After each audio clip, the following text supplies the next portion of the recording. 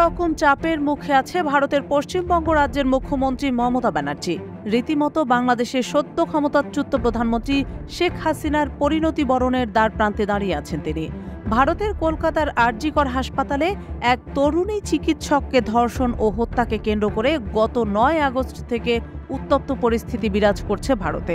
এই মর্মান্তিক ঘটনার বিচারের দাবিতে পথে নেমেছেন চিকিৎসক, শিক্ষার্থী থেকে শুরু করে সর্বস্তরের মানুষ। পথে থাকা জনস্রোত যে আন্দোলনের রূপ নিয়েছে তাতে এখন একটি স্লোগানেরই প্রতিধ্বনি শোনা যাচ্ছে, আর তা হলো মমতার পদত্যাগ চাই।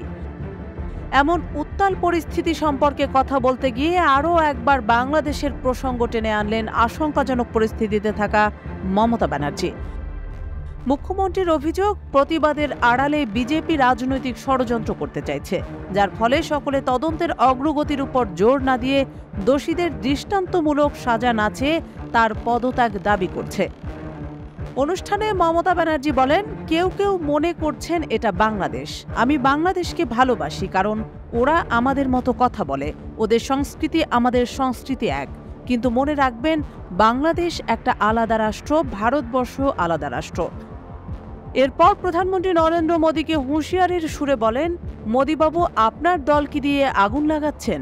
মনে রাখবেন, বাংলায় যদি আগুন লাগান তাহলে আসামও থেমে থাকবে না, উত্তর পূর্বাঞ্চলও থেমে থাকবে না, উত্তরপ্রদেশ, বিহার, উড়িষ্যা, ঝাড়খণ্ডও থেমে থাকবে না, আর দিল্লিও থেমে থাকবে না। আপনার চেয়ার আমরা টলমল করে দেব।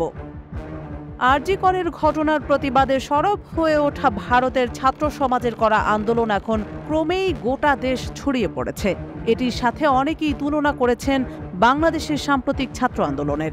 এই তুলনার রেশ ধরে ২৮ আগস্ট বুধবার তৃণমূল ছাত্র পরিষদের প্রতিষ্ঠা দিবসের অনুষ্ঠানে বুধবার পশ্চিমবঙ্গ ছাত্র সমাজের ডাকা নবান্ন অভিযান এবং তাতে বিজেপির ইন্ধন থাকার অভিযোগ সহ একাধিক বিষয় নিয়ে কথা বলেন মমতা ব্যানার্জি।